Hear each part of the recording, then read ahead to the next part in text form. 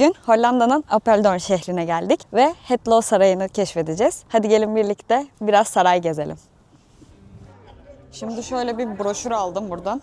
Dilleri var. Tabii Türkçe yok. İngilizcesini aldım. Şu an ilk gireceğimiz yer kraliçenin çalışma odasıymış. Bu oda kraliçenin yazışmalarını yaptığı daha özel ve sakin bir alan. Çünkü o dönemde kraliçeler politik ve kültürel konularda aktif rol oynuyorlarmış. Burası da Prenses Julia'nın salonu ve yatak odasıymış. Mütevazı yaşam tarzıyla bilinen Juliana'nın odası gerçekten normal bir ev hissi veriyor. Burası da Kraliçe Emma'nın çizim odasıymış. Çok şatafatlı değil mi ya? Normalde ben avize kullanımını hiç sevmem ama şu avizeye bayıldım.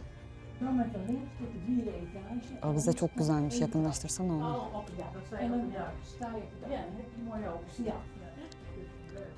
Burası da Prens Hendrik'in çizim odasıymış. İsimleri yanlış söylüyor olabilirim bu arada ama Prens Hendrik'in çizim odasıymış burası da. Daha koyu renkler, avcılık temaları ve egzotik objelerle oldukça dikkat çeken bir oda. Bunlar gerçek midir? Baksana. Timsah canlı değil. Evet, bu gerçek değil gibi duruyor. 4. odamız Prens Bernhard'ın karşılama salonuymuş. Bu oda sadece misafir ağırlamak için değil, aynı zamanda önemli bağlantılar kurmak için de kullanılıyormuş. Şimdi 5. odamıza doğru gidiyoruz. 5. odamıza hemen bakalım. Avlarını sergilediği bir alanmış. Yine Prens Hendrik'in. Bu tür odalar avcılığın sadece bir hobi değil, aynı zamanda prestij ve güç göstergesi olduğunu vurgulamak için düzenlenirmiş. Şimdi burada Kraliçe Sophie'nin giyinme odası varmış. Bu tür odalar sadece giyinmek için değil, aynı zamanda günün ilk saatlerinde en özel ve sakin zamanların geçirildiği yerlerdenmiş.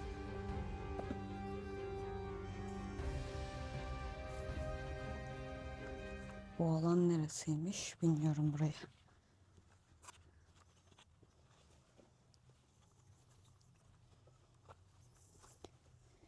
Burası şeyin oyun odasıymış. Prenses Wilhelminas. Nasıl okunuyor bilmiyorum ama burası onun oyun odasıymış. Küçük sandalyelere bak. Bu çok tatlıymış. Çocuk odası yapmışlar. Baksana böyle küçücük sandalyeler. Hani küçükken biz de yapardık ya böyle çay koyardın, kahve koyardın. Küçücük oyun eşyaların olurdu. Tam olarak öyle bir oda yaratmışlar. 7. Kral 3. William'ın giyinme odası ve yatak odasıymış. Burası.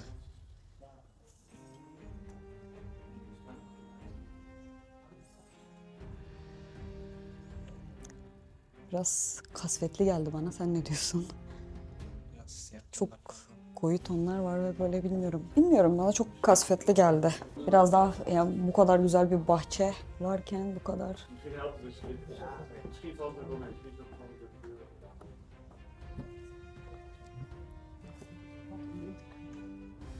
Burası kraliçenin banyosuymuş.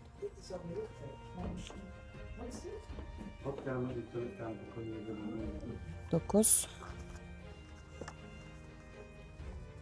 Kral 1. William'ın ofisiymiş burası.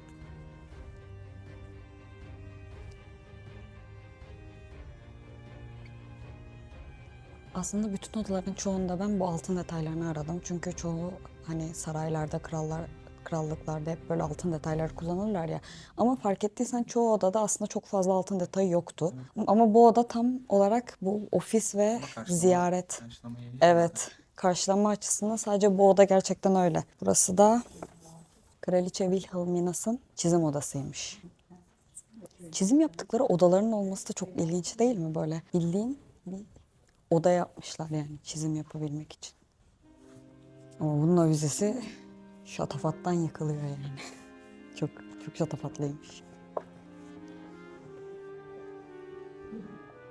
Ve son olarak büyük giriş dedikleri alan.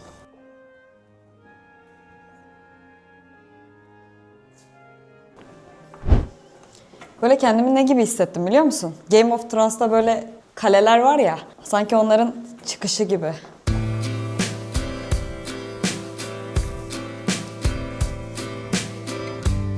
Nasıl bahçe?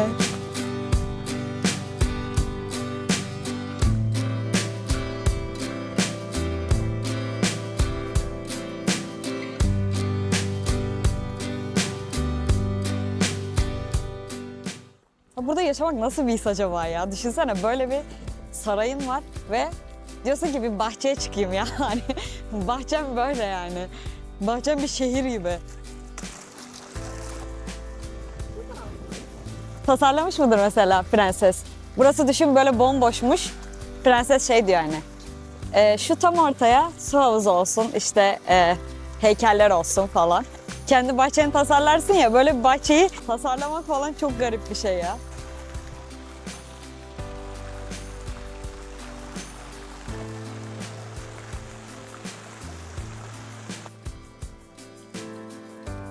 Ben genel olarak böyle dizileri, filmleri falan da izlemeyi çok seviyorum ya. O yüzden bana direkt o ambiyansı, o ortamı hatırlattı. Çok hoşuma gitti. Böyle kendimi direkt o şeyde hayal ediyorum, işte bir prensesmişsin. Tın tın tın tın tın. Nasıl oldu? Şimdi orada poz vereceğim. Şu çiçekler çok güzel kokuyor ya. Sümbüller. Burası ne? Buraya giriliyor mudur ya? Hayır, girilmiyorsa da en kötü ne olabilir ki? Çıkarız. Oo. Kış bahçesi gibi. Güzelmiş bu arada. Dıştan daha böyle şey duruyor. Daha derme çatma gibi duruyor ama içini daha çok beğendim. İçi çok tatlıymış. Güzel dizayn etmişler. Bu mesela şey gibi olabilir. Burada geliyorsun işte çalışma, aynen çalışma.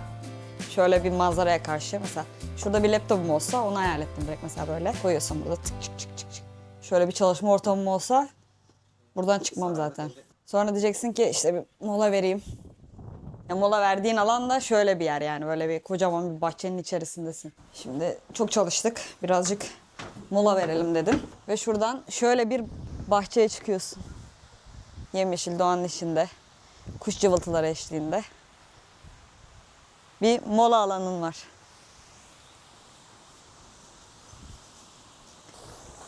Bu arada sarayı ziyaret etmek kişi başı 21 euro. Gelmek isterseniz aklınızda olsun. 1 euroya girişte shuttle'lar bulunuyor. Eğer yürümek istemezseniz, ki bence gelmişken yürümeyi tercih edin. Çünkü kuş cıvıltıları eşliğinde güzel bir yürüyüş yolları var. Aynı şekilde parkurlu. Girişte bizim parkurumuzu gördünüz. Aa, güneş açtı.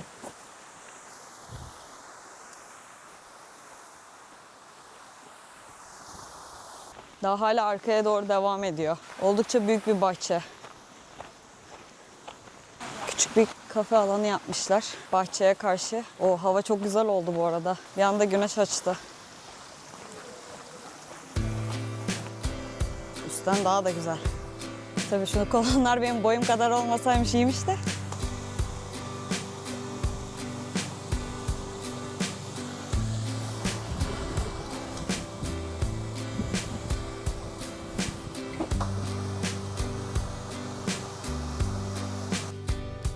Yukarıdan bakınca daha güzel görünmüyor mu? O an içinde yürürken bu desenlerini göremiyorsun ya. Böyle yukarıdan bakmak daha farklı bir bakış açısı katıyor.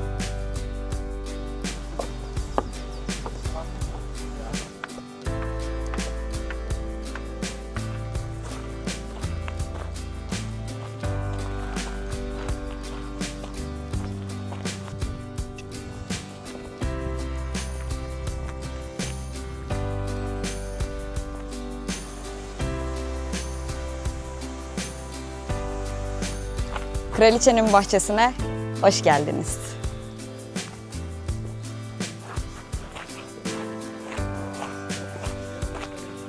Ama şöyle söyleyeyim, buraya da gerçekten hani kadın eli değmiş gibi şey yapmayayım şimdi, cinsiyetçilik yapmayayım ama burası da böyle bir kadın tasarımı gibi durmuyor mu? Daha fazla çiçek var, daha görsel açıdan daha cazip geldi bana. Mesela şu alan, şu çardak falan çok güzel ya. Kraliçenin bahçesi. Of of of.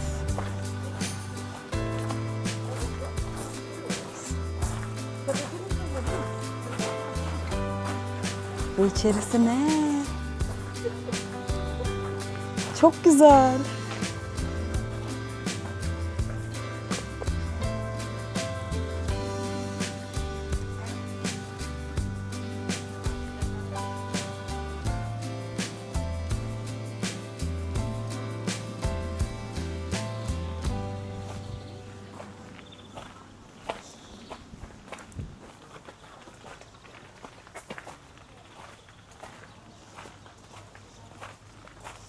Şu alan, şu gerçekten tam o dönem dizilerindeki alanlara benziyor. Bahçeler gerçekten böyleymiş bu arada. Ben onlar kendileri tasarlıyor zannediyordum. O izlediğim mesela Bridgerton'da falan bu tarz bahçeler vardı bu şekilde. Demek ki gerçekten saraylarda bu çardaklar, böyle alanlar bulunuyormuş. Ama bilim kurgu filminde gibi de hissetmiyor musun kendini aynı zamanda? Evet. Baksana mesela şu alan. Değişik bir havası var bu çardakların ya.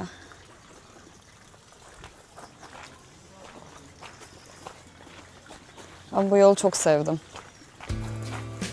Dersten çıkıyorsunuz sanırım. He?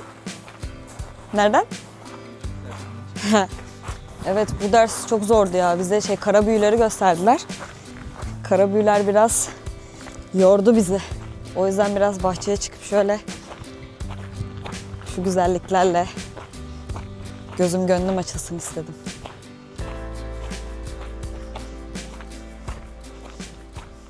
Çok güzel. Baksana mesela bak. Şöyle bir arabada seyahat etmek istemez miydin? Şu zaten genel klasik. Eskiden daha böyle nasıl diyeyim zarif, evet daha zarif, daha böyle etkileyici. Mesela hem krallıkların olsun hem de bence normal kişilerin de araçları falan çok zevkli ve daha sanatsalmış. Mesela şu araç çok güzel. Böyle bir içinde mesela taşıdığını düşünsene seni.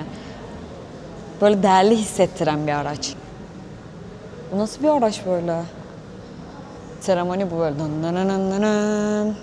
Geliyorsun. Bak. Oo. Kaç tane atı var bak. 2, 4, 6, 8 tane at. Da böyle seremoni yapıyorlar. Bir şey diyeceğim bu gerçekten bak bu araçlar çok güzel işte.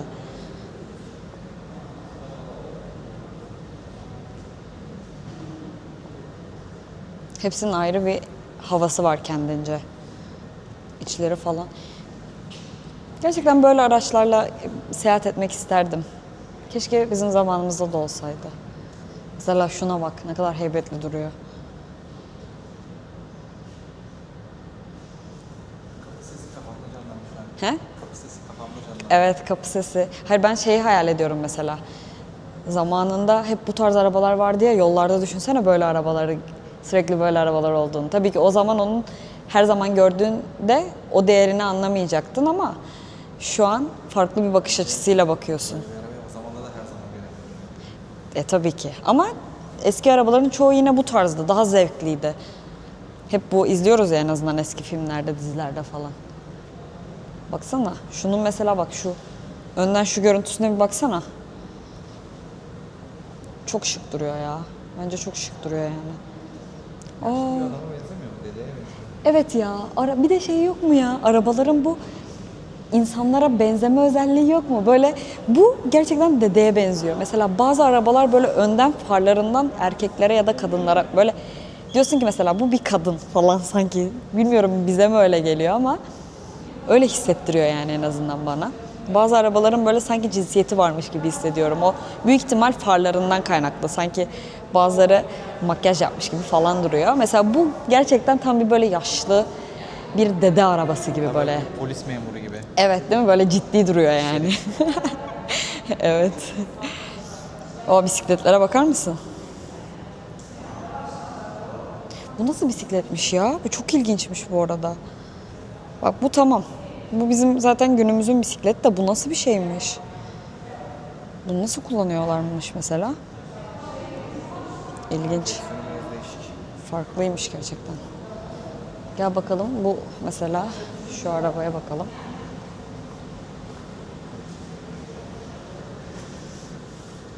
Bak bu araba mesela önden sence bu da bir erkek Hatta bende ne vibe oldu bunu görünce biliyor musun? Böyle sanki Karadenizli biriymiş gibi böyle bir garip bir arabaları bizim psikopatız ya. Ama benziyor ya. Bence öyle yani. Oo bak bu böyle. Bu da böyle. Bu da ilginç. Bu tam askeri arabası yani. Bu araçları görünce böyle direkt insana bir korku. Evet. Bunlar da kraliyet arabaları ama bunlar biraz daha günümüze yakın. Az önceki arabalara kıyasla bunlar daha bizim aşina olduğumuz arabalar. Bu bayağı güzelmiş. Oo bir dakika, bu aracın olayı farklıymış bu arada. Şimdi şurada yazanlara bakarak Kraliçe Wilhelmine boyama yapmayı çok seviyormuş ve doğayı ve doğa manzaralarını onlara resmetmeyi çok seviyormuş. O yüzden böyle bir araç tasarlatmış. Karavana benziyor, karavan. Evet, karavana benziyor ama bunu esas kullanma amacı hani seyahatten ziyade çizimlerini yaparken doğanın içerisinde olmayı tercih ediyormuş. Ve böyle bir şey tasarlatmış. İçine baksana, çok güzel. Yani direkt şey, mesela bir şey resmedecek, doğaya gidiyor bu araçla beraber, gördüklerini çiziyor. Kadındaki lükse bak. Böyle bir araç yaptırmış.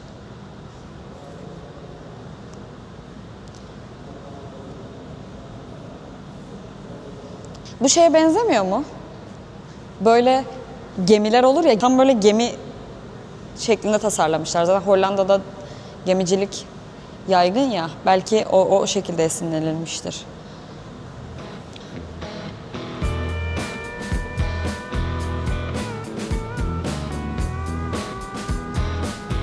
Hepsine bir figür koymuşlar. Şunlar çok güzel.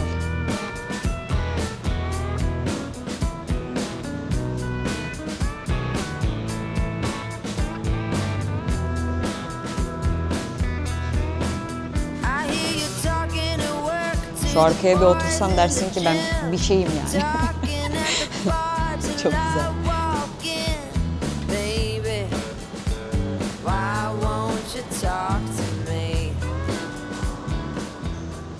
Genel olarak bu kısımda bu şekildeydi. Eski kullandıkları, bu kraliyet döneminde kullandıkları araçları da burada sergilemişler. Tabii ki araçlar beklediğimiz şekilde hani modern araçlar değil, daha çok bu tarz dönem arabaları, daha böyle at arabaları falan bulunuyor. Bundan 200 yıl önce de bir Porsche bekleyemezsiniz. Hayır tabii ki ama O zamanın Porsche. bunlar tam dönem arabaları yani.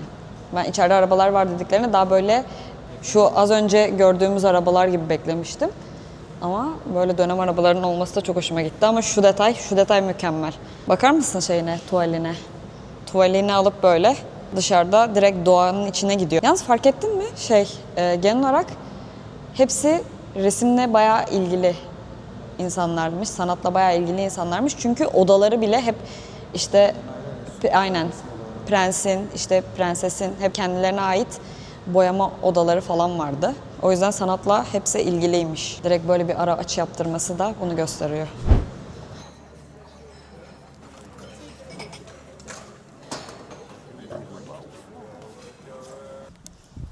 O kadar yokum ki. Dur bakayım nasıl yapıyor insanlar. Dur böyle yapıyor. Hiç yokum ya. Bekle bak şuraya takıyorsun. İzle. Yerine zarar vermedi. Hayır ben tam tersi elime alacağım. Dur. Şuraya takıyorsun. Bak buraya yerini yapmış adamlar. Heh. Şuraya. Sonra şunu çekiyorsun.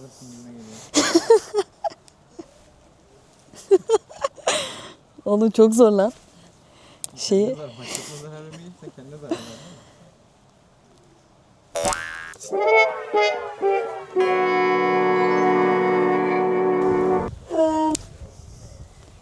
Oo, dur bir dakika dur. Şimdi anladım ben olayı, dur. Bekle. Şuraya takıyoruz. Bu arada gerçekten hayatımda hiç böyle bir tecrübem olmamıştı. Zaten belli olduğu üzere.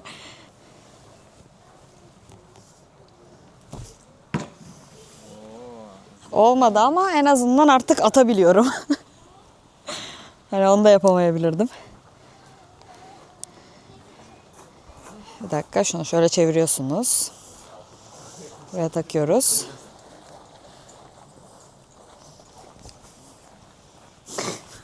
Az önce atmıştım ya. Lerim var.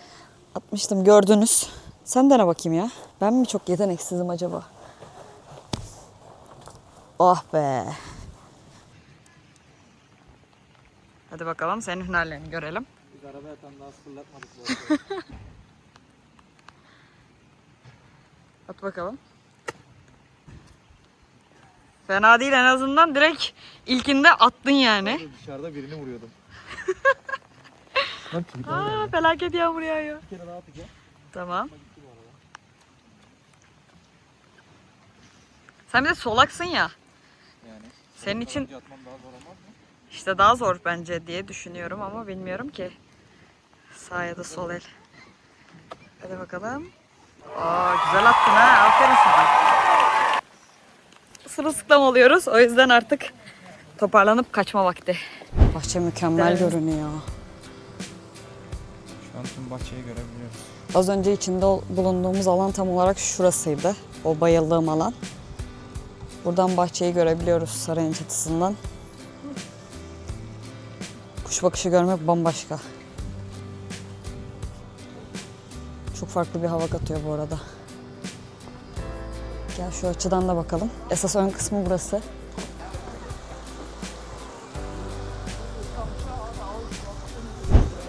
Sarayın en sevdiğim alanına ve şu güzel manzaraya karşı bir bitiriş yapalım istedim. Videoyu buraya kadar izlediyseniz ve beğendiyseniz kanalımıza abone olmayı, videolarımızı beğenip yorum yazmayı unutmayın lütfen. Hollanda'da Yaşam serisinin devamını çekmeyi planlıyoruz. Bizim de gezip görmediğimiz yerleri birlikte keşfetmeyi planlıyoruz. Kanalımıza abone olmanız bizim için değerli ve kıymetli. Bir sonraki videomuzda görüşmek üzere, hoşça kalın.